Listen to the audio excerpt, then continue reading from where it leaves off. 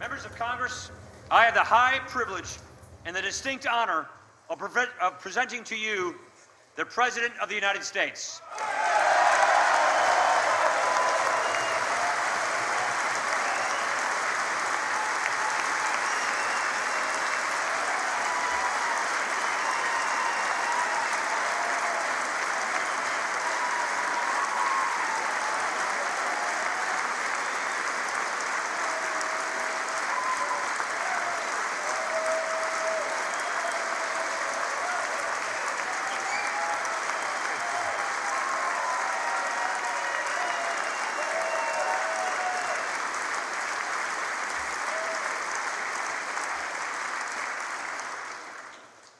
Mr. Speaker, Mr. Vice President, members of Congress, the First Lady of the United States, and my fellow Americans.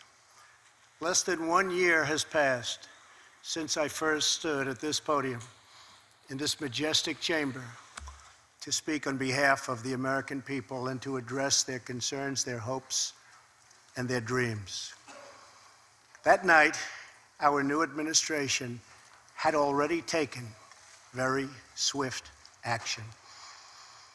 A new tide of optimism was already sweeping across our land.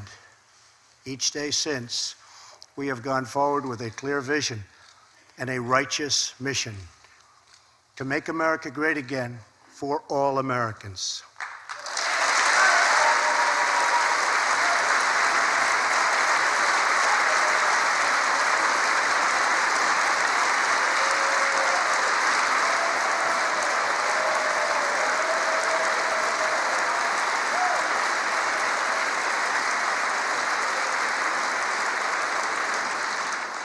Over the last year, we have made incredible progress and achieved extraordinary success. We have faced challenges we expected and others we could never have imagined. We have shared in the heights of victory and the pains of hardship. We have endured floods and fires and storms. But through it all, we have seen the beauty of America's soul and the steel in America's spine. Each test has forged new American heroes to remind us who we are and show us what we can be. We saw the volunteers of the Cajun Navy racing to the rescue with their fishing boats to save people in the aftermath of a totally devastating hurricane. We saw strangers shielding strangers from a hail of gunfire on the Las Vegas Strip. We heard tales of Americans like Coast Guard Petty Officer Ashley Leopard, who is here tonight in the gallery with Melania.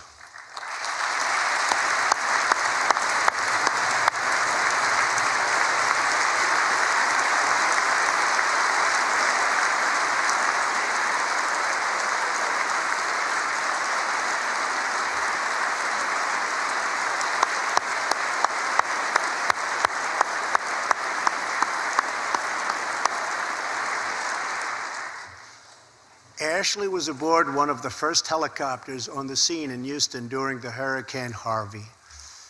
Through 18 hours of wind and rain, Ashley braved live power lines and deep water to help save more than 40 lives.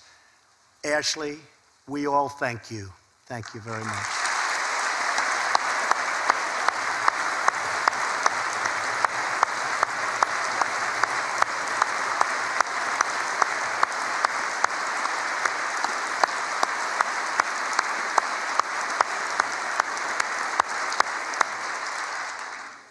We heard about Americans like firefighter David Dahlberg. He's here with us also. David faced down walls of flame to rescue almost 60 children trapped at a California summer camp threatened by those devastating wildfires.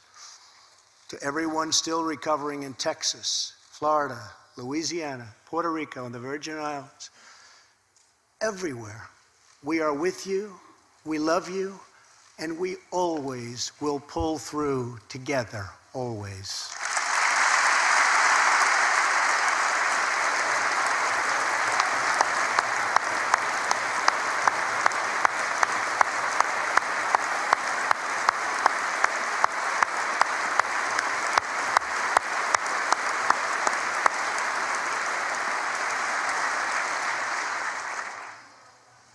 Thank you to David and the brave people of California. Thank you very much, David. Great job. Some trials over the past year touched this chamber very personally. With us tonight is one of the toughest people ever to serve in this House. A guy who took a bullet, almost died, and was back to work 3.5 months later. The legend from Louisiana, Congressman Steve Scalise.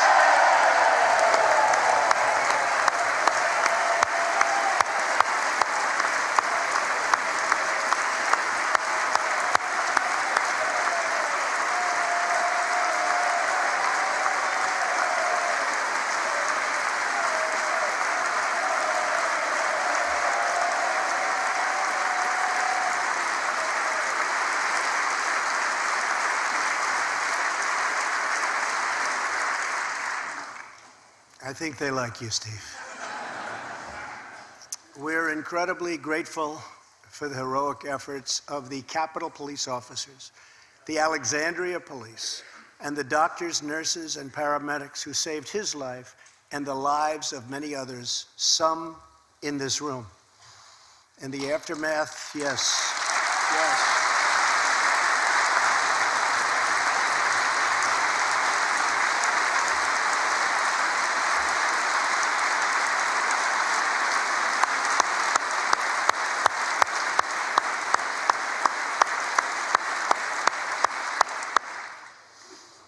In the aftermath of that terrible shooting, we came together, not as Republicans or Democrats, but as representatives of the people.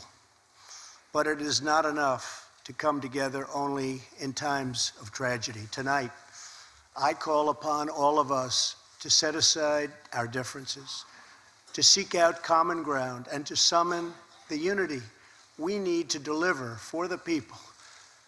This is really the key. These are the people we were elected to serve.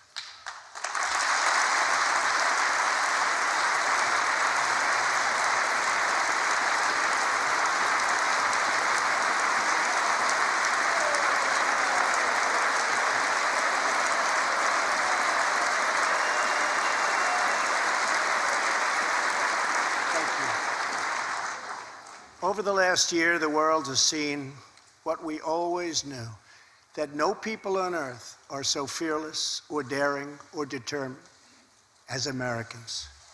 If there is a mountain, we climb it. If there's a frontier, we cross it. If there's a challenge, we tame it.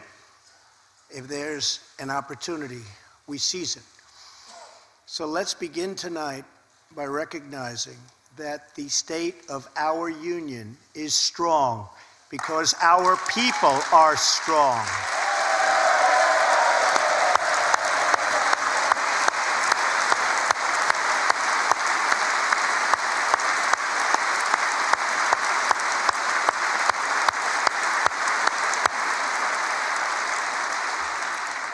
And together we are building a safe, strong, and proud America. Since the election, we have created 2.4 million new jobs, including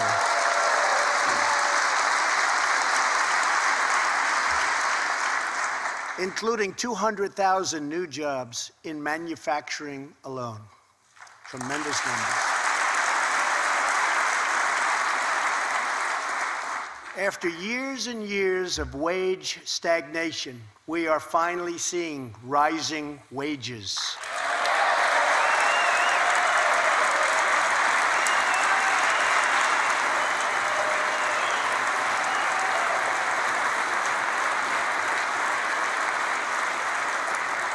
Unemployment claims have hit a 45-year low.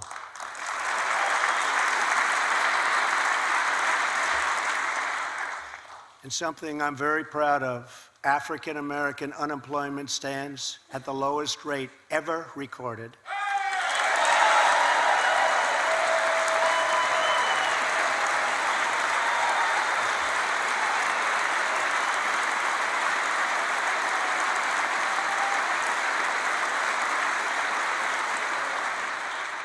And Hispanic American unemployment has also reached the lowest levels in history.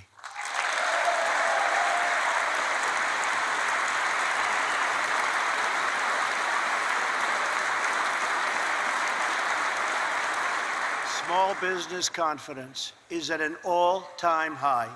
The stock market has smashed one record after another, gaining $8 trillion and more in value in just this short period of time.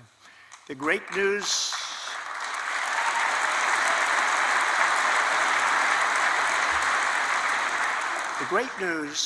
for Americans, 401k, retirement pension, and college savings accounts have gone through the roof. And just as I promised the American people from this podium 11 months ago, we enacted the biggest tax cuts and reforms in American history.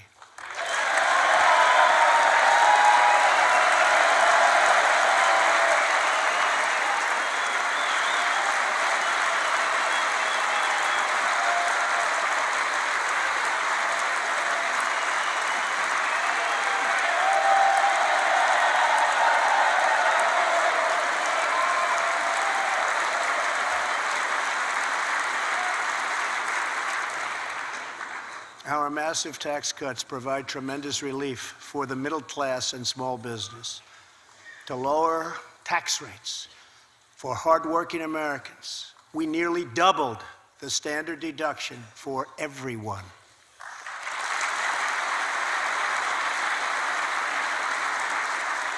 Now, the first $24,000 earned by a married couple is completely tax-free.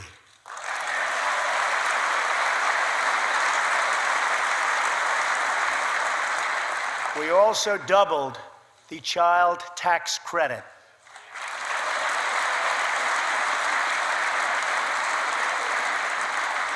A typical family of four making $75,000 will see their tax bill reduced by $2,000, slashing their tax bill in half.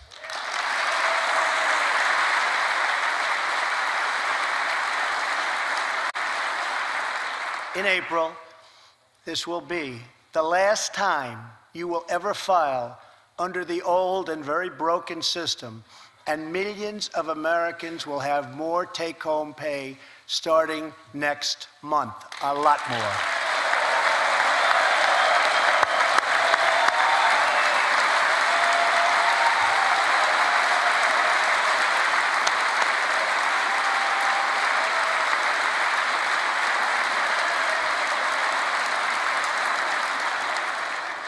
We eliminated an especially cruel tax that fell mostly on Americans making less than $50,000 a year, forcing them to pay tremendous penalties simply because they couldn't afford government-ordered health plans. We repealed the core of the disastrous Obamacare. The individual mandate is now gone. Thank heaven.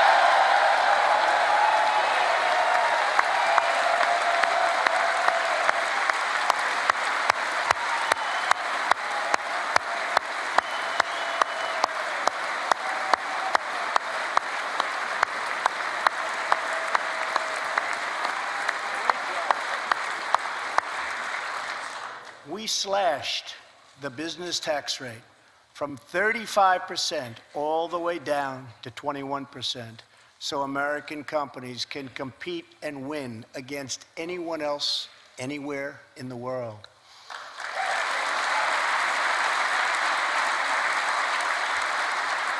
These changes alone are estimated to increase average family income by more than $4,000.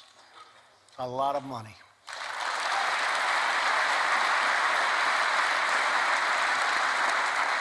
Small businesses have also received a massive tax cut and can now deduct 20% of their business income. Here tonight are Steve Staub and Sandy Keplinger of Staub Manufacturing, a small, beautiful business in Ohio. They've just finished the best year in their 20-year history.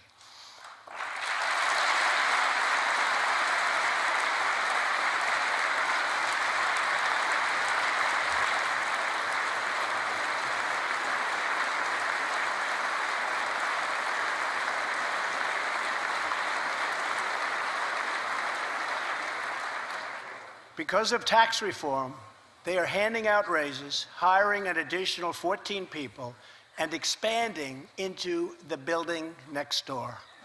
Good feeling.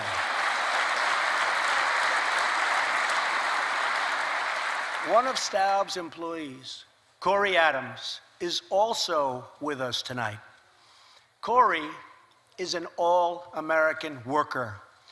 He supported himself through high school, lost his job during the 2008 recession, and was later hired by Staub, where he trained to become a welder.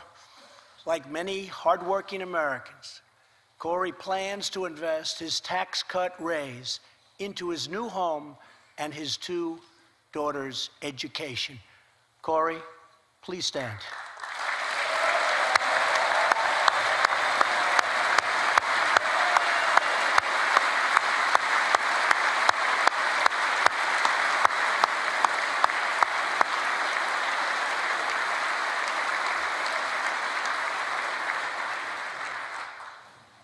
And he's a great welder. I was told that by the man that owns that company that's doing so well. So congratulations, Corey. Since we passed tax cuts, roughly 3 million workers have already gotten tax cut bonuses, many of them thousands and thousands of dollars per worker, and it's getting more every month, every week. Apple has just announced it plans to invest a total of $350 billion in America and hire another 20,000 workers.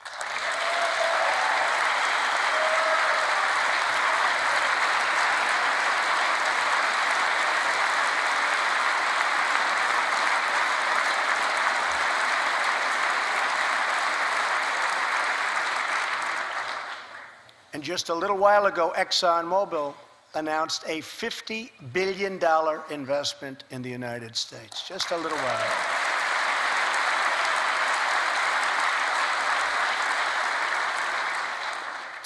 This, in fact, is our new American moment. There has never been a better time to start living the American dream. So to every citizen watching at home tonight, no matter where you've been or where you've come from, this is your time. If you work hard, if you believe in yourself, if you believe in America, then you can dream anything. You can be anything. And together, we can achieve absolutely anything.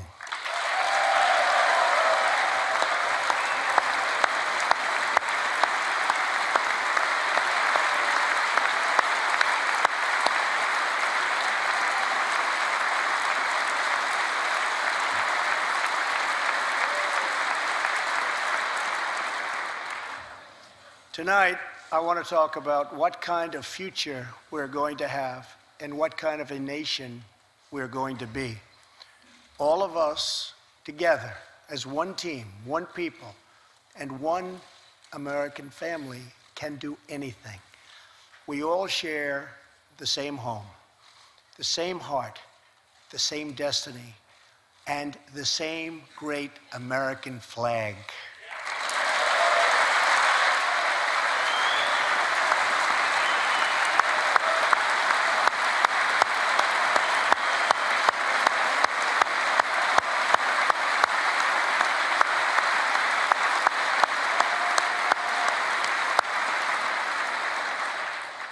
Together, we are rediscovering the American way.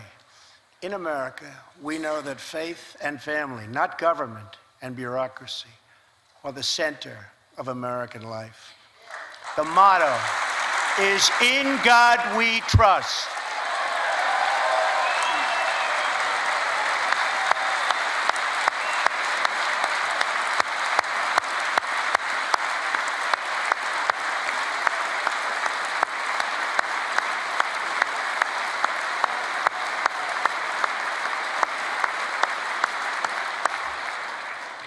And we celebrate our police, our military, and our amazing veterans as heroes who deserve our total and unwavering support.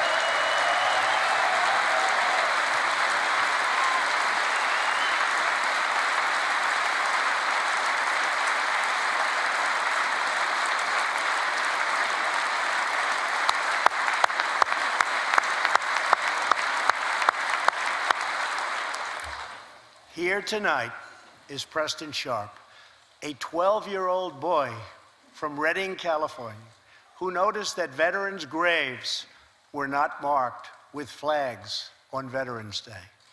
He decided all by himself to change that and started a movement that has now placed 40,000 flags at the graves of our great heroes. Preston, a job well done.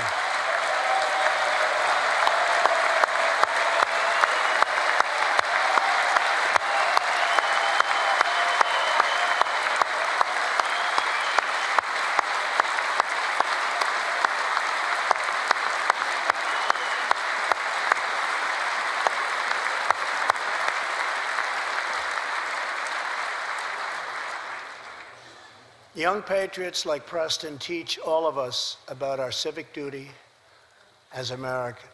And I met Preston a little while ago, and he is something very special that I can tell you. Great future. Thank you very much for all you've done, Preston. Thank you very much. Preston's reverence for those who have served our nation reminds us of why we salute our flag, why we put our hands on our hearts for the Pledge of Allegiance, and why we proudly stand for the national anthem.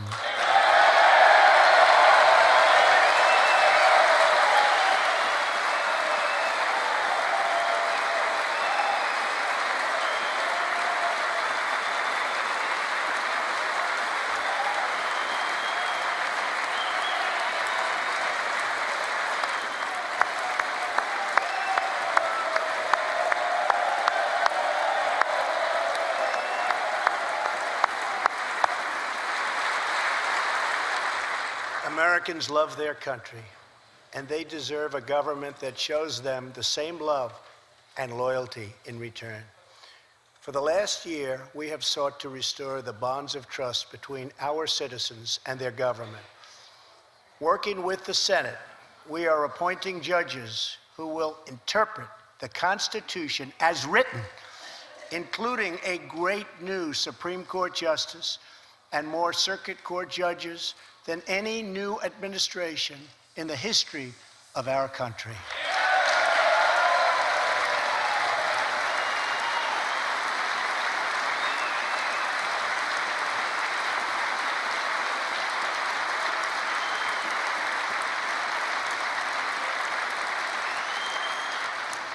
We are totally defending our Second Amendment and have taken historic actions to protect religious liberty.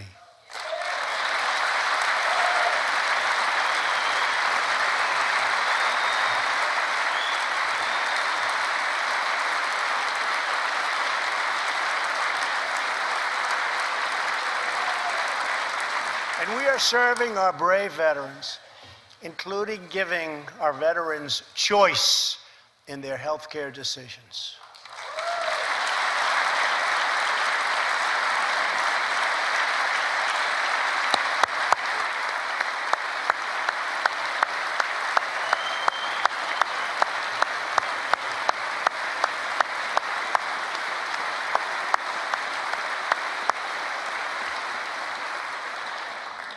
Last year, Congress also passed, and I signed, the landmark VA Accountability Act.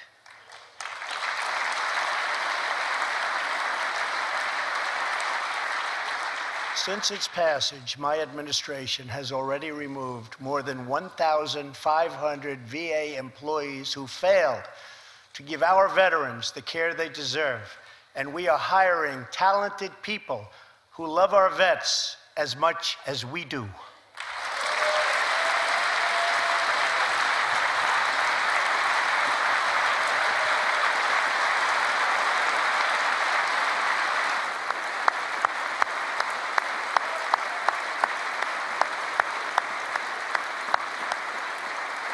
And I will not stop until our veterans are properly taken care of, which has been my promise to them from the very beginning of this great journey.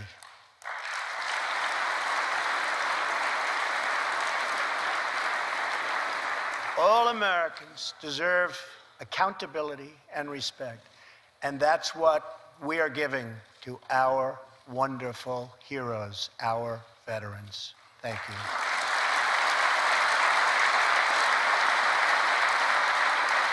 So tonight I call on Congress to empower every cabinet secretary with the authority to reward good workers and to remove federal employees who undermine the public trust or fail the American people.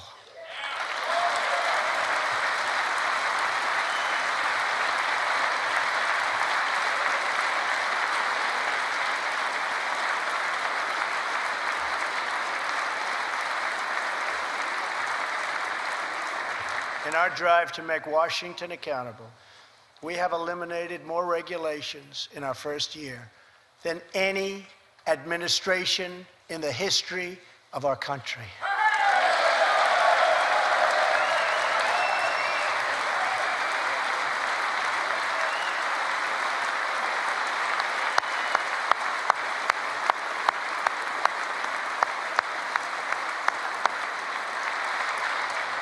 We have ended the war on American energy, and we have ended the war on beautiful, clean coal.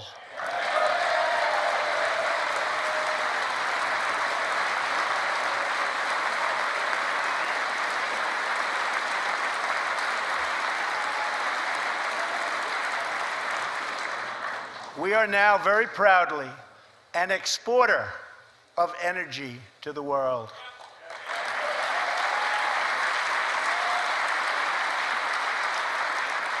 In Detroit, I halted government mandates that crippled America's great, beautiful auto workers so that we can get Motor City revving its engines again, and that's what's happening.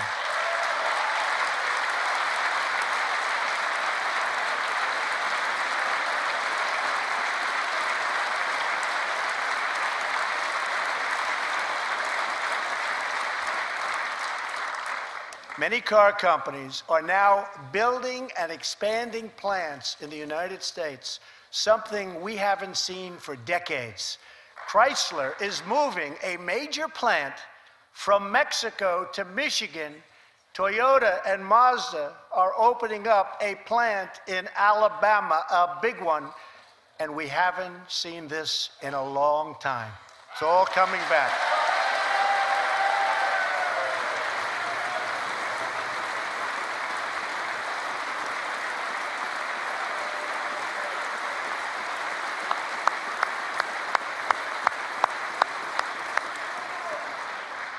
Very soon, auto plants and other plants will be opening up all over our country.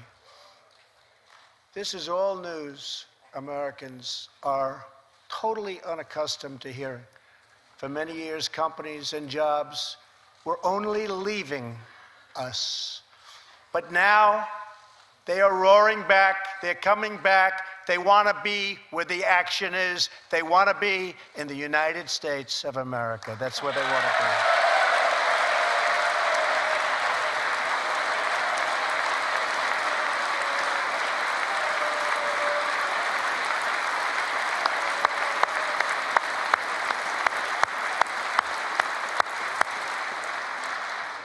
Exciting progress is happening every single day.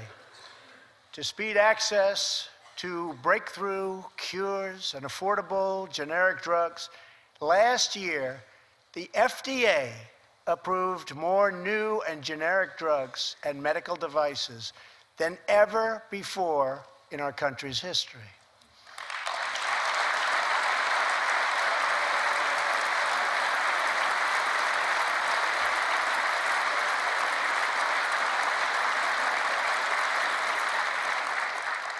We also believe that patients with terminal conditions, terminal illness, should have access to experimental treatment immediately that could potentially save their lives. People who are terminally ill should not have to go from country to country to seek a cure. I want to give them a chance right here at home It's time for Congress to give these wonderful, incredible Americans the right to try.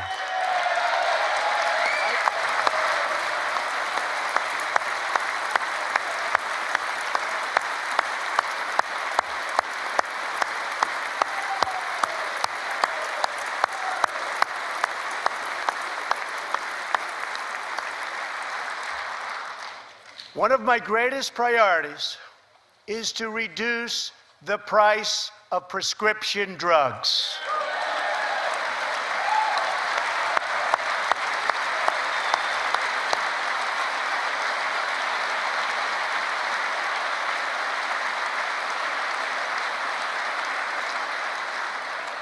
In many other countries, these drugs cost far less than what we pay in the United States, and it's very, very unfair. That is why I've directed my administration to make fixing the injustice of high drug prices one of my top priorities for the year.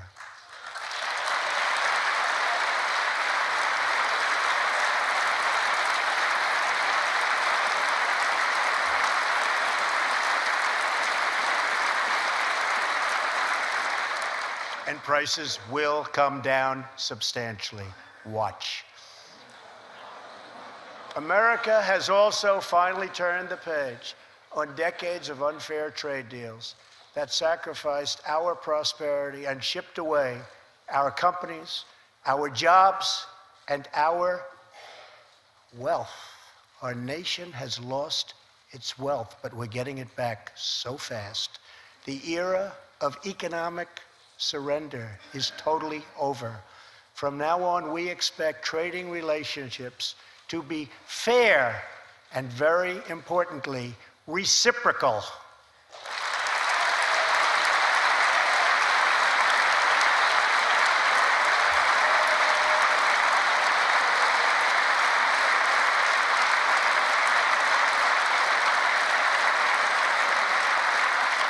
We will work to fix bad trade deals and negotiate new ones, and they'll be good ones, but they'll be fair. And we will protect American workers and American intellectual property through strong enforcement of our trade rules.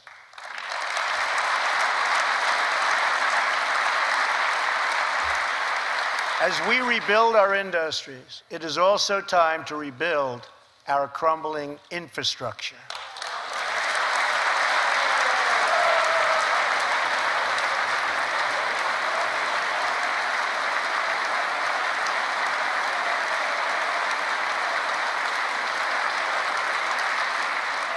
America is a nation of builders. We built the Empire State Building in just 1 year.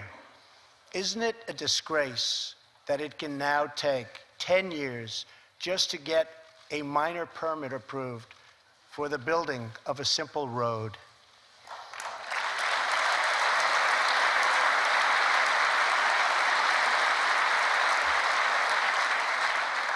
I am asking both parties to come together to give us safe, fast, reliable, and modern infrastructure that our economy needs and our people deserve.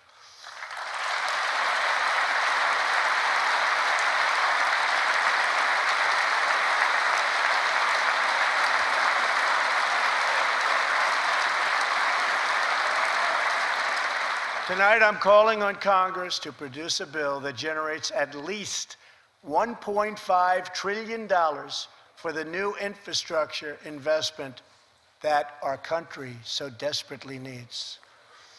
Every federal dollar should be leveraged by partnering with state and local governments and, where appropriate, tapping into private sector investment to permanently fix the infrastructure deficit, and we can do it.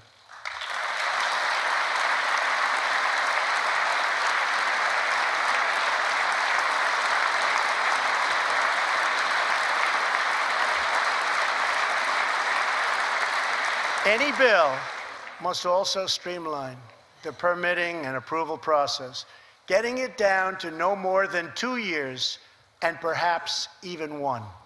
Together, we can reclaim our great building heritage.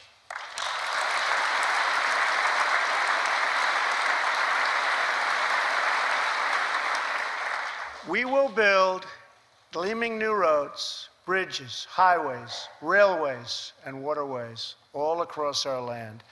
And we will do it with American heart, American hands, and American grit.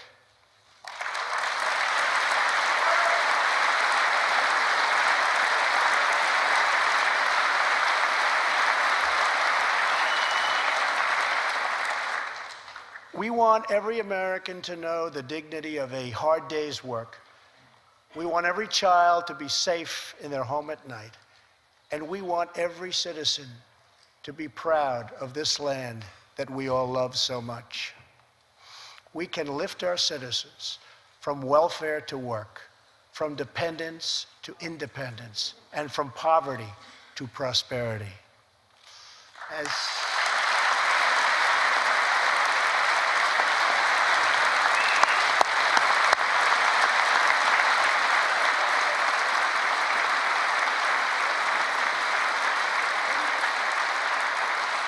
As tax cuts create new jobs, let's invest in workforce development and let's invest in job training, which we need so badly.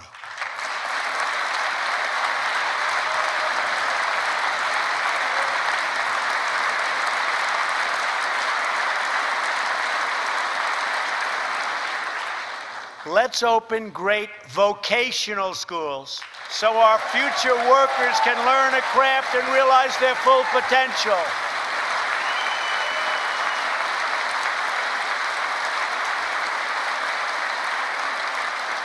And let's support working families by supporting paid family leave.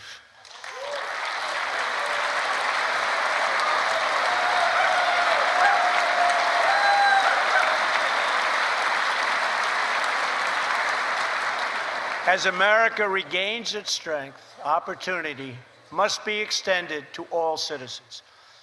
That is why this year we will embark on reforming our prisons to help former inmates who have served their time get a second chance at life.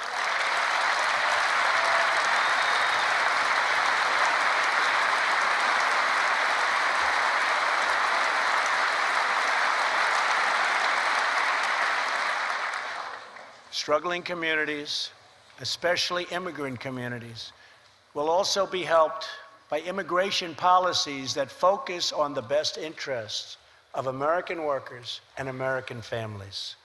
For decades, open borders have allowed drugs and gangs to pour into our most vulnerable communities. They've allowed millions of low-wage workers to compete for jobs and wages against the poorest Americans. Most tragically, they have caused the loss of many innocent lives. Here tonight are two fathers and two mothers, Evelyn Rodriguez, Freddie Cuevas, Elizabeth Alvarado, and Robert Mickens. Their two teenage daughters, Kayla Cuevas and Nisa Mickens, were close friends on Long Island. But in September 2016, on the eve of Nisa's 16th birthday, such a happy time it should have been, neither of them came home. These two precious girls were brutally murdered while walking together in their hometown. 6 members of the savage MS-13 gang have been charged with Kayla and Nisa's murders. Many of these gang members took advantage of glaring loopholes in our laws to enter the country as illegal, unaccompanied, alien minors and wound up in Kayla and Nisa's high school. Evelyn, Elizabeth, Freddie, and Robert, tonight everyone in this chamber is praying for you. Everyone in America is grieving for you. Please stand. Thank you very much.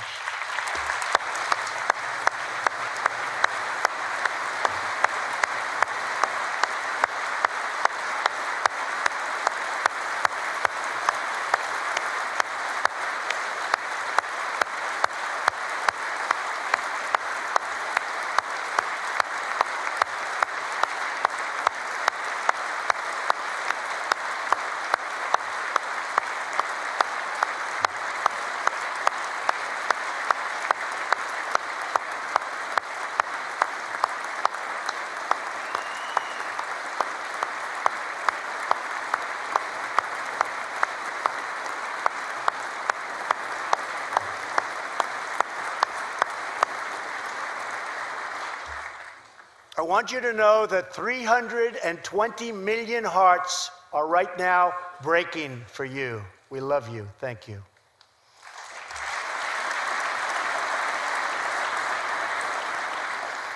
While we cannot imagine the depths of that kind of sorrow, we can make sure that other families never have to endure this kind of pain. Tonight I am calling on Congress to finally close the deadly loopholes that have allowed MS-13 and other criminal gangs to break into our country. We have proposed new legislation that will fix our immigration laws and support our ICE and Border Patrol agents. These are great people. These are great, great people that work so hard in the midst of such danger so that this can never happen again.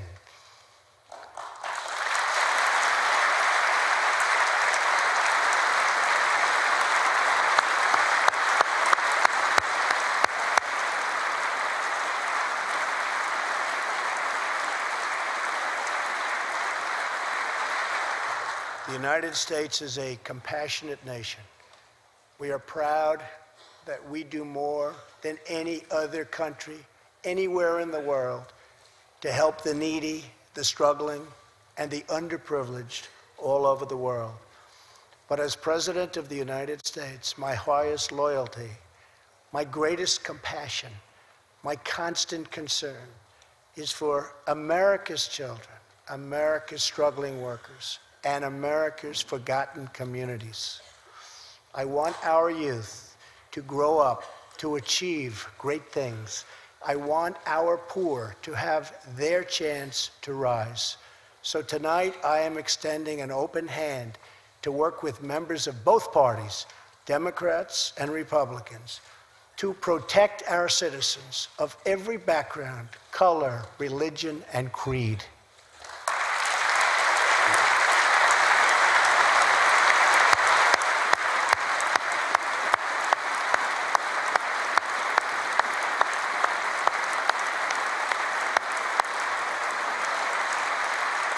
My duty, and the sacred duty of every elected official in this chamber, is to defend Americans, to protect their safety, their families, their communities, and their right to the American dream.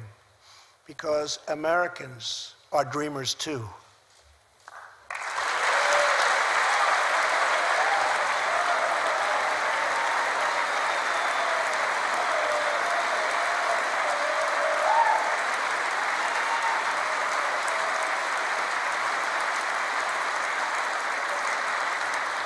Here tonight is one leader in the effort to defend our country, Homeland Security Investigation Special Agent Celestino Martinez. He goes by DJ and CJ. He said, call me either one.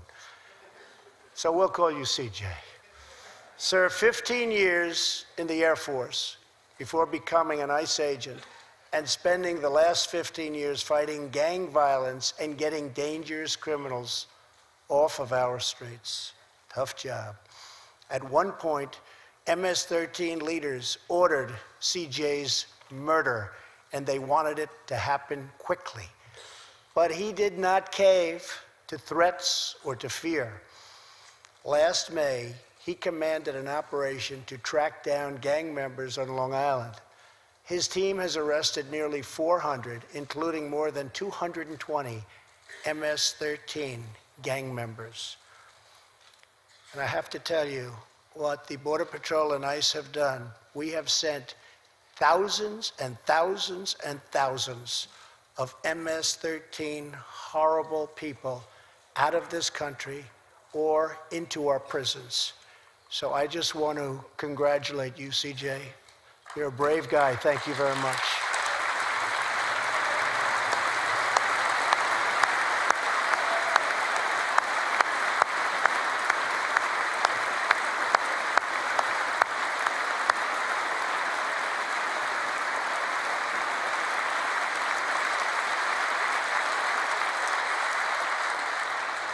And I asked CJ, what's the secret? He said, we're just tougher than they are. And I like that answer.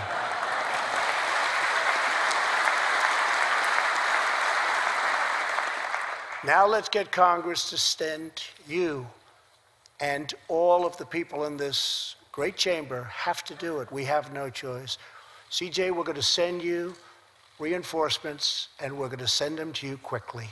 It's what you need.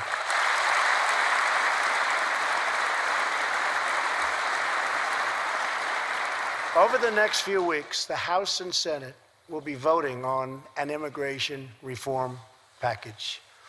In recent months, my administration has met extensively with both Democrats and Republicans to craft a bipartisan approach to immigration reform.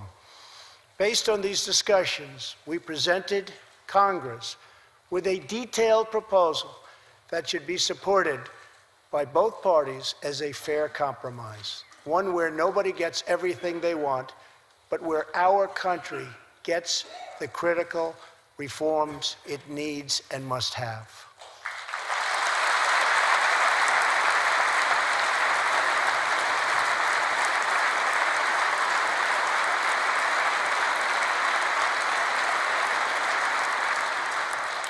Here are the 4 pillars of our plan. The first pillar of our framework generously offers a path to citizenship for 1.8 million illegal immigrants who were brought here by their parents at a young age. That covers almost 3 times more people than the previous administration covered.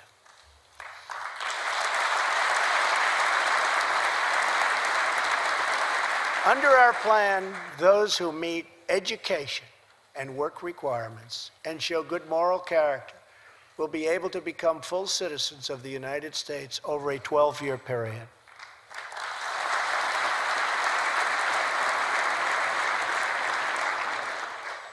The second pillar fully secures the border.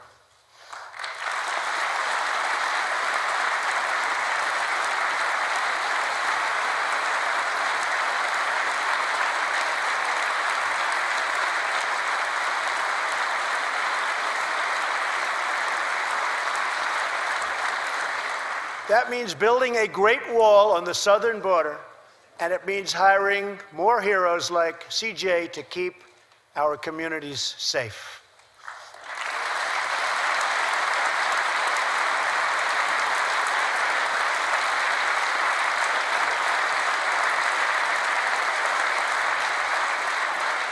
Crucially, our plan closes the terrible loopholes exploited by criminals and terrorists to enter our country, and it finally ends the horrible and dangerous practice of catch and release.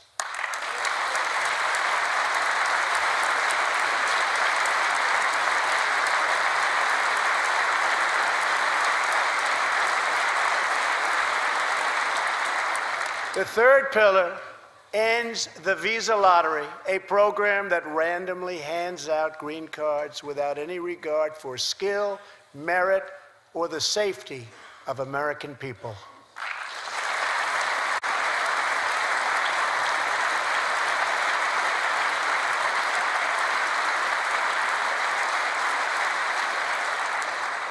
It's time to begin moving toward a merit-based immigration system, one that admits people who are skilled, who want to work, who will contribute to our society, and who will love and respect our country.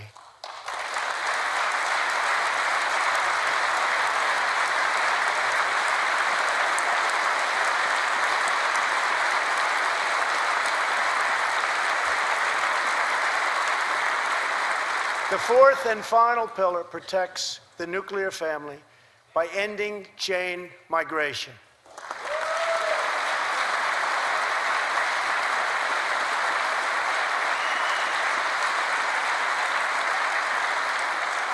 Under the current broken system, a single immigrant can bring in virtually unlimited numbers of distant relatives.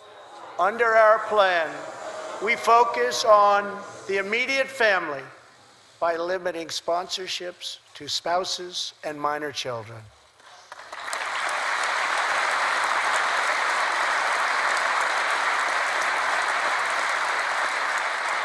This vital reform is necessary not just for our economy, but for our security and for the future of America. In recent weeks, 2 terrorist attacks in New York were made possible by the visa lottery and chain migration. In the age of terrorism, these programs present risks we can just no longer afford. It's time to reform.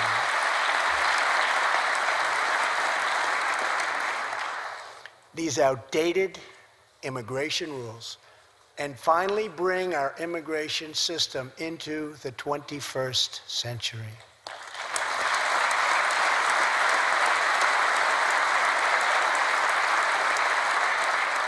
These 4 pillars represent a down-the-middle compromise and one that will create a safe, modern, and lawful immigration system. For over 30 years, Washington has tried and failed to solve this problem. This Congress can be the one that finally makes it happen. Most importantly, these 4 pillars will produce legislation that fulfills my ironclad pledge to sign a bill that puts America first.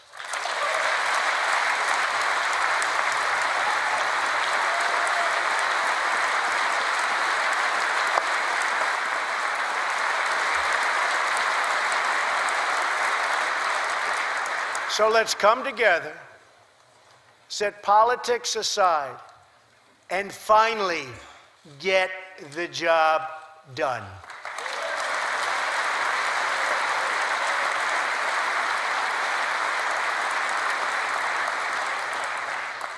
These reforms will also support our response to the terrible crisis of opioid and drug addiction. Never before has it been like it is now.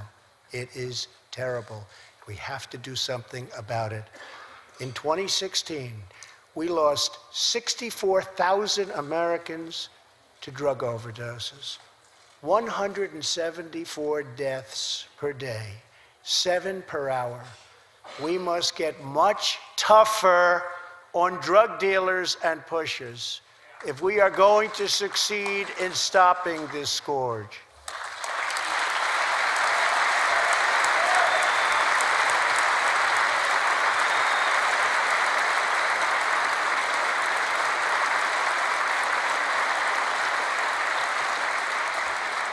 My administration is committed to fighting the drug epidemic and helping get treatment for those in need, for those who have been so terribly hurt.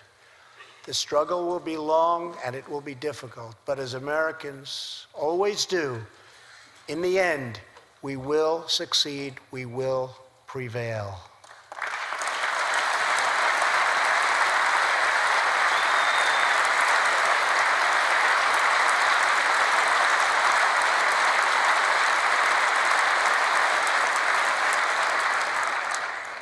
As we have seen tonight, the most difficult challenges bring out the best in America.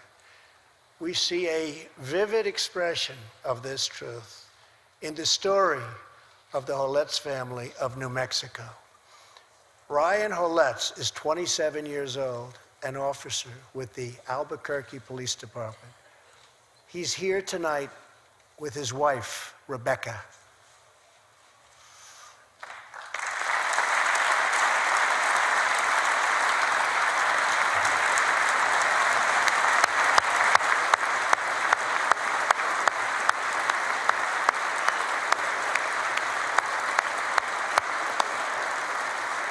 Thank you, Ryan.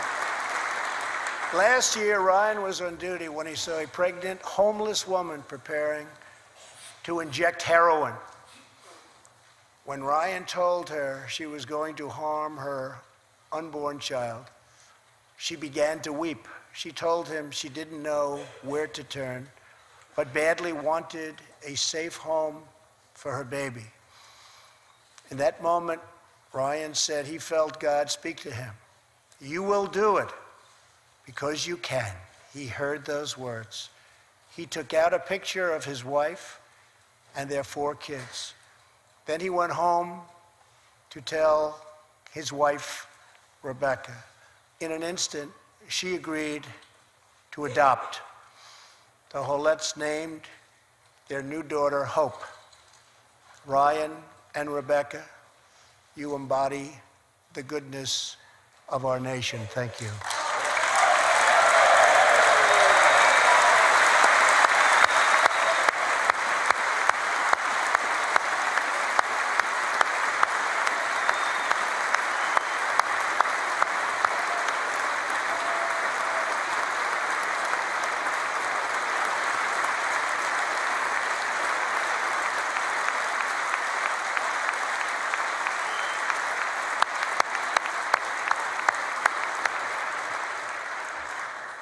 Thank you, Ryan and Rebecca. As we rebuild America's strength and confidence at home, we are also restoring our strength and standing abroad. Around the world, we face rogue regimes, terrorist groups, and rivals like China and Russia that challenge our interests, our economy, and our values. In confronting these horrible dangers, we know that weakness is the surest path to conflict, and unmatched power is the surest means to our true and great defense. For this reason, I am asking Congress to end the dangerous defense sequester and fully fund our great military.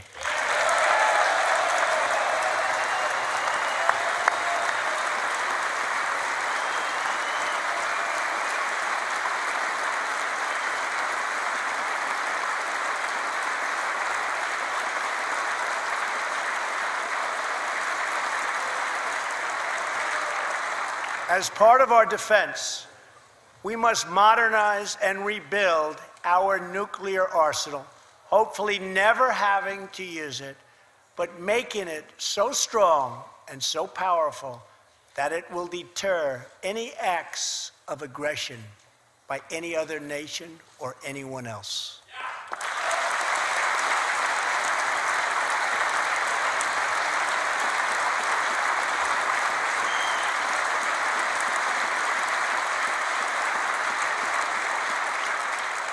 Perhaps someday in the future there will be a magical moment when the countries of the world will get together to eliminate their nuclear weapons. Unfortunately, we are not there yet, sadly. Last year, I also pledged that we would work with our allies to extinguish ISIS from the face of the earth. 1 year later, I am proud to report that the coalition to defeat ISIS has liberated very close to 100% of the territory just recently held by these killers in Iraq and in Syria and in other locations as well.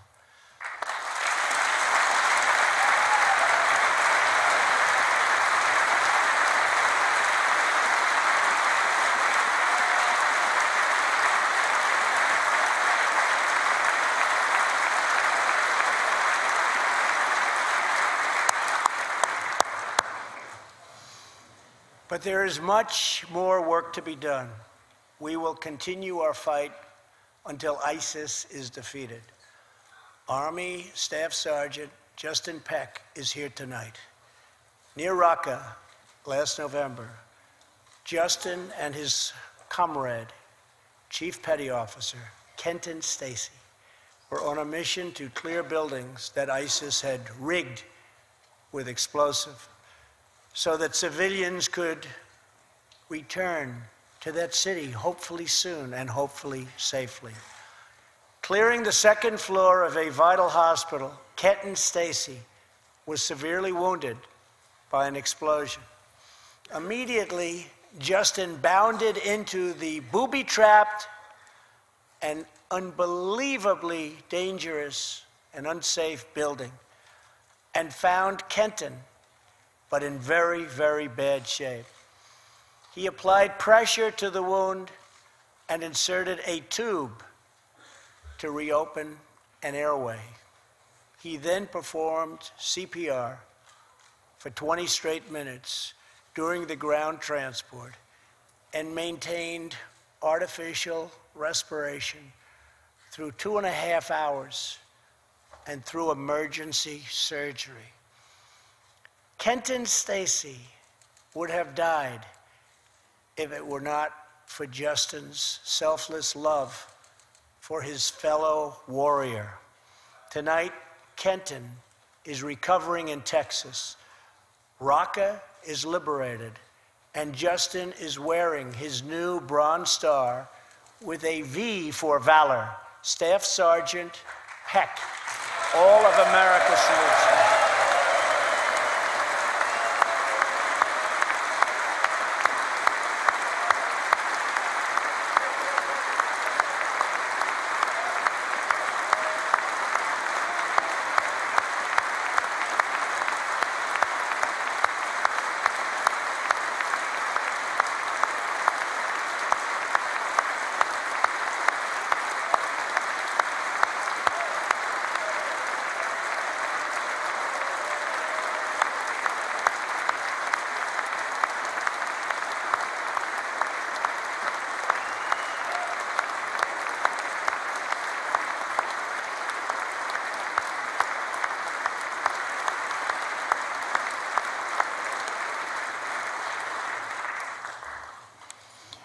Terrorists who do things like place bombs in civilian hospitals are evil.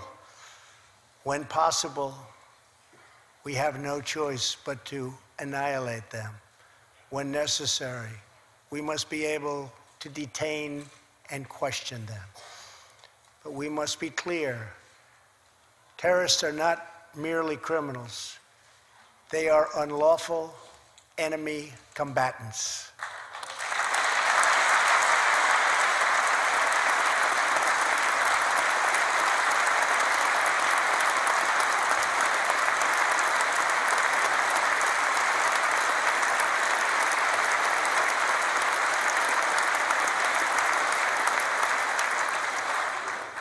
And when captured overseas, they should be treated like the terrorists they are. In the past, we have foolishly released hundreds and hundreds of dangerous terrorists, only to meet them again on the battlefield, including the ISIS leader, al-Baghdadi, who we captured, who we had, who we released. So today, I'm keeping another promise. I just signed, prior to walking in, an order directing Secretary Mattis, who is doing a great job. Thank you.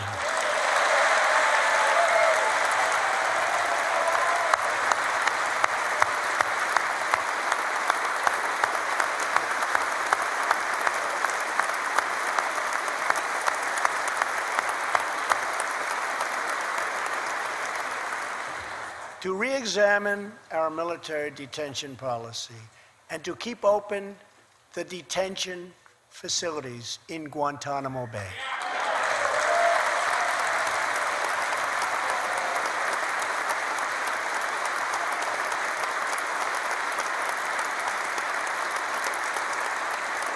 I am asking Congress to ensure that in the fight against ISIS and al-Qaeda, we continue to have all necessary power to detain terrorists wherever we chase them down, wherever we find them. And in many cases, for them, it will now be Guantanamo Bay.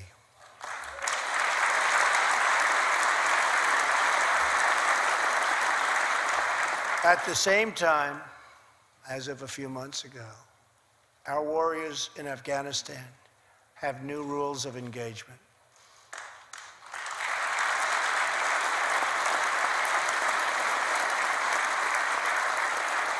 Along with their heroic Afghan partners, our military is no longer undermined by artificial timelines, and we no longer tell our enemies our plans.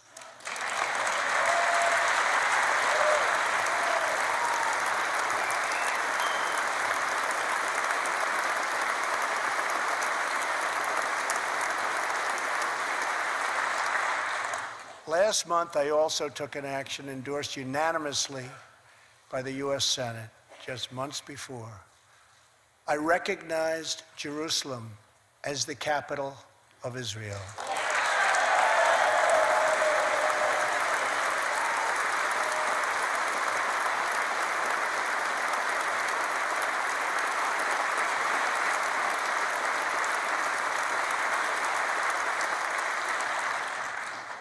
Shortly afterwards, dozens of countries voted in the United Nations General Assembly against America's sovereign right to make this decision.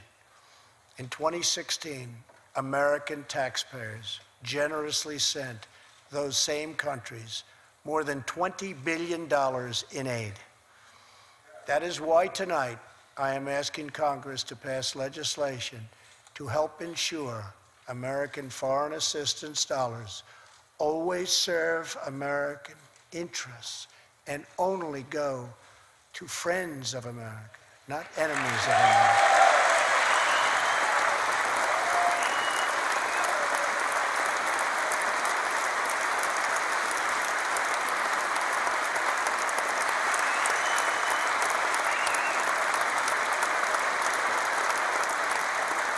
As we strengthen friendships all around the world, we are also restoring clarity about our adversaries.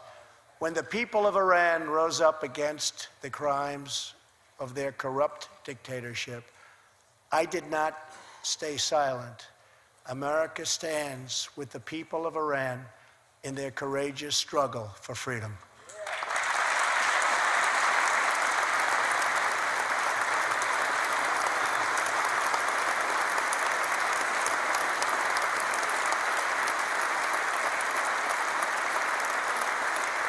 I am asking Congress to address the fundamental flaws in the terrible Iran nuclear deal.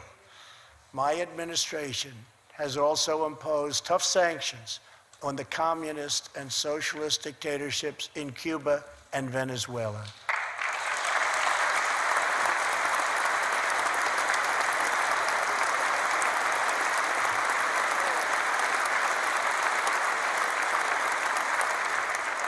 But no regime has oppressed its own citizens more totally or brutally than the cruel dictatorship in North Korea.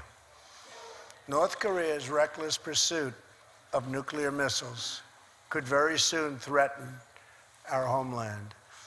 We are waging a campaign of maximum pressure to prevent that from ever happening. Past experience has taught us that complacency and concessions only invite aggression and provocation. I will not repeat the mistakes of past administrations that got us into this very dangerous position. We need only look at the depraved character of the North Korean regime to understand the nature of the nuclear threat it could pose to America and to our allies. Otto Warmbier was a hard-working student at the University of Virginia, and a great student he was. On his way to study abroad in Asia, Otto joined a tour to North Korea. At its conclusion, this wonderful young man was arrested and charged with crimes against the state. After a shameful trial, the dictatorship sentenced Otto to 15 years of hard labor before returning him to America last June, horribly injured and on the verge of death. He passed away just days after his return. Otto's wonderful parents, Fred and Cindy Warmbier, are here with us tonight, along with Otto's brother and sister, Austin and Greta.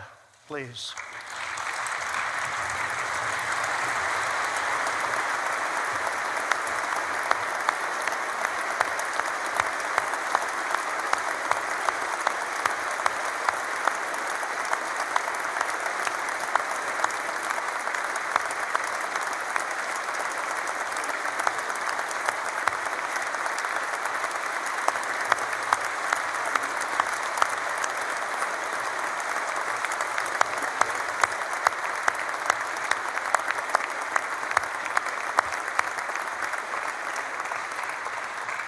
Incredible people.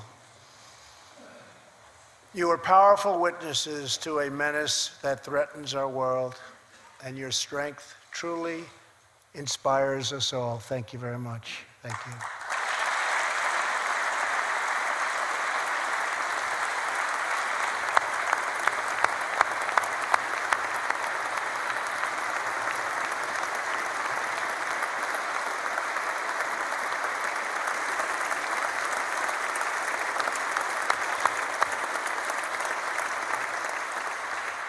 Tonight, we pledge to honor Otto's memory with total American resolve. Thank you. Finally,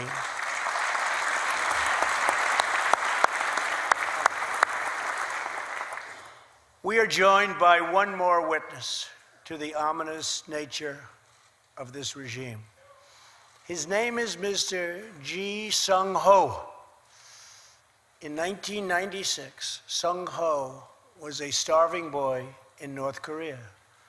One day he tried to steal coal from a railroad car to barter for a few scraps of food, which were very hard to get. In the process, he passed out on the train tracks, exhausted from hunger. He woke up as a train ran over his limbs. He then endured multiple amputations without anything to dull the pain or the hurt. His brother and sister gave what little food they had to help him recover and ate dirt themselves, permanently stunting their own growth. Later, he was tortured by North Korean authorities after returning from a brief visit to China. His tormentors wanted to know if he'd met any Christians. He had, and he resolved after that to be free. Sung-ho traveled thousands of miles on crutches all across China and Southeast Asia to freedom. Most of his family followed. His father was caught trying to escape and was tortured to death. Today, he lives in Seoul, where he rescues other defectors and broadcasts into North Korea what the regime fears most, the truth. Today, he has a new leg, but Sung-ho, I understand you still keep those old crutches as a reminder of how far you've come. Your great sacrifice is an inspiration to us all. Please, thank you.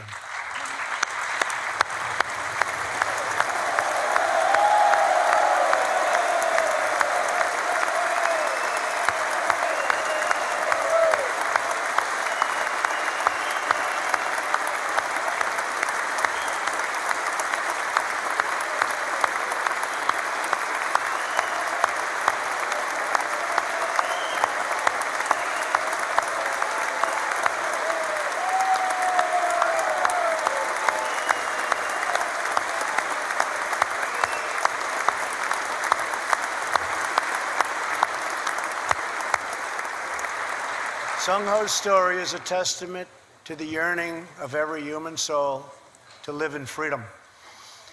It was that same yearning for freedom that nearly 250 years ago gave birth to a special place called America. It was a small cluster of colonies caught between a great ocean and a vast wilderness. It was home to an incredible people with a revolutionary idea that they could rule themselves, that they could chart their own destiny, and that together they could light up the entire world. That is what our country has always been about. That is what Americans have always stood for, always strived for, and always done. Atop the dome of this Capitol stands the Statue of Freedom. She stands tall and dignified among the monuments to our ancestors who fought and lived and died to protect her. Monuments to Washington and Jefferson and Lincoln and King. Memorials to the heroes of Yorktown and Saratoga. To young Americans who shed their blood on the shores of Normandy and the fields beyond, and others who went down in the waters of the Pacific and the skies all over Asia. And freedom stands tall over one more monument. This one, this Capitol, this living monument. This is the monument to the American people.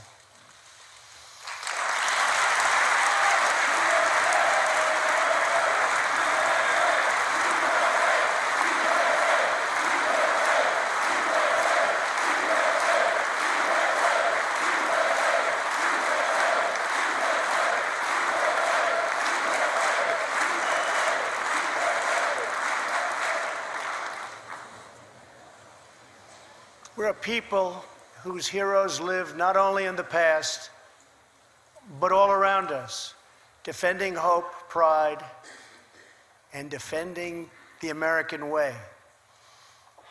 They work in every trade. They sacrifice to raise a family. They care for our children at home. They defend our flag abroad. And they are strong moms and brave kids. They are firefighters and police officers and border agents, medics and Marines. But above all else, they are Americans. And this capital, this city, this nation belongs entirely to them.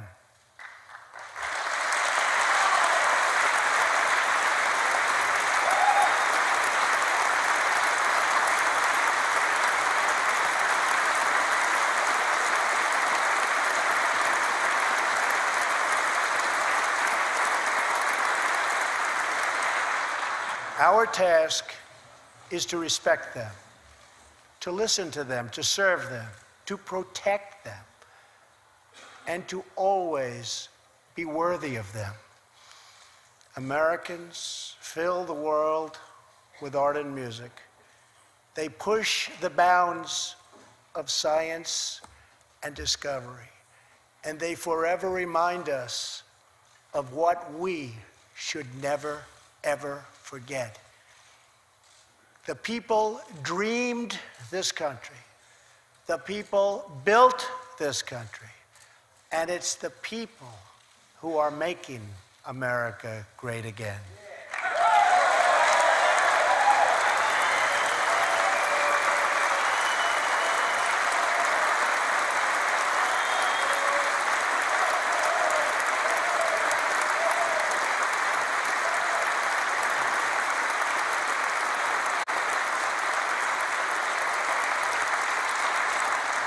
As long as we are proud of who we are and what we are fighting for, there is nothing we cannot achieve. As long as we have confidence in our values, faith in our citizens, and trust in our God, we will never fail. Our families will thrive. Our people will prosper. And our nation will forever be safe and strong and proud and mighty and free. Thank you, and God bless America. Good night.